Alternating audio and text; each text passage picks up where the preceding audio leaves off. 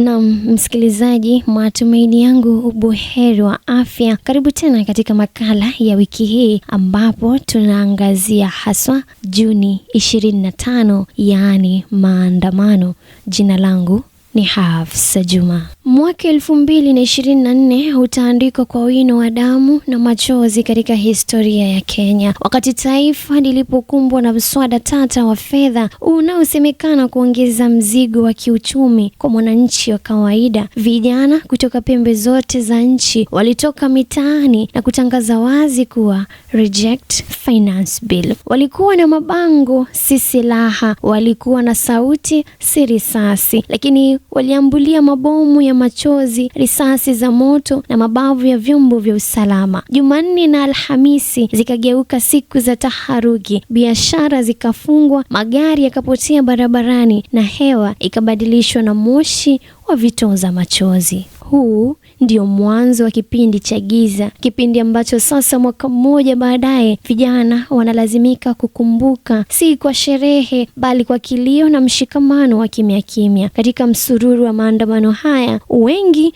walijeruhiwa, wengine walikamatwa kiholela, lakini kwa uchungu zaidi, baadhi walipoteza maisha yao. Na kwa kweli hawa ni mashujaa wapya walioandikwa katika historia, akiwemo Rex Kanyike Masai, Austin Mokoha, Mike Kihunga, Kelvin Madaga, Kennedy Onyango, miongoni mwa wengine wengi. Walikuwa wapambanaji wa maisha, wachuuzi mitaani, wanafunzi na vijana waliokuwa na ndoto kubwa, lakini waliuliwa kabla wakati wao. Visa vya kusikitisha kutoka kwa Rex Masai, ambaye ni kijana maarufu katika harakati za mabadiliko. Alipigwa risasi akiwa mstari wa mbele. Alikuwa kielelezo cha ujasiri wa vijana waliokataa kukaa kimya. Kennedy Onyango, mtoto wa miaka 12, aliuliwa pasi na sababu. Wakati taifa lilikuwa linapona majeraha ya mwaka 2024, giza jingine lilitanda mwaka 2025. Kifo cha Albert Ojwang, mwanablogu na mwalimu kutoka kaunti ya Homa Bay. Alikamatwa akiwa nyumbani kwake, akawekwa rumande katika kituo cha Nairobi Central, na siku chache baadaye maafisa waliokuwa kwenye zamu wakasema alijigonga ukutani hadi kufariki. Lakini ripoti rasmi ya upasuaji wa Daktari Bernard Media ilibainisha ukweli wa kutisha wa kwamba alinyongwa, akapigwa na chombo butu kichwani, na hii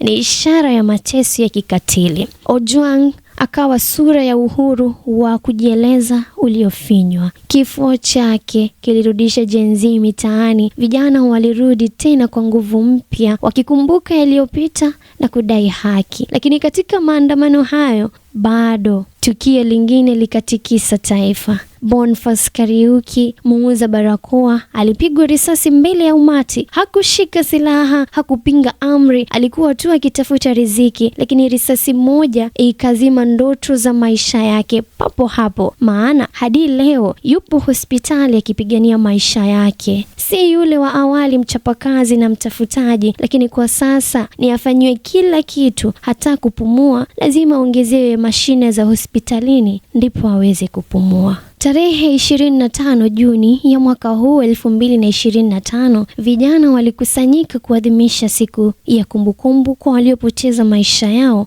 mwaka mmoja uliopita. Ilipaswa kuwa siku ya kimya, mshikamano na kutafakari, lakini tena historia ikajirudia kwa sura ile ile ya huzuni. Maandamano hayo ya amani yaligeuka kuwa machafuko ya damu, milio ya risasi, moshi wa vitoza machozi na kilio cha waandamanaji kikatawala anga za jiji. Zaidi ya vijana 11 walipoteza maisha. Wengine wengi wakajeruhiwa vibaya. Majina mapya yakaongezwa kwenye orodha ya waliotangulia. Kumbukumbu ikageuka kuwa kaburi jipya. Sasa itakuwa kawaida kila Juni taifa linaomboleza kwa machozi na damu. Mabomu yanakuwa ndiyo salamu ya serikali kwa wananchi, na maandamano yanazimwa kwa mabavu badala ya majibu. Kwa waliokumbuka mwaka 2007, Kenya ilitumbukia katika giza nene la kisiasa mpaka Kofi Annan alipokuja na kuwaleta viongozi mezani. Kwa hekima yake, taifa lilitulia tena, damu ikakoma kumwagika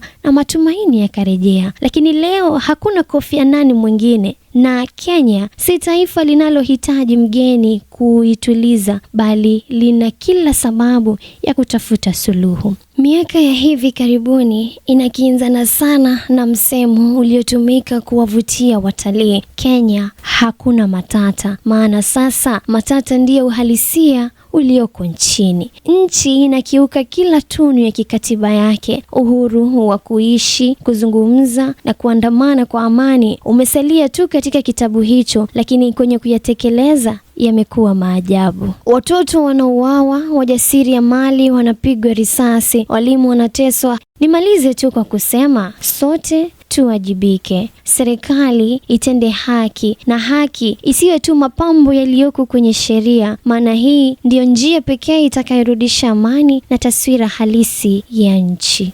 Nimekuwa mtayarishi na msimulizi wa makala haya, Hafsa Juma.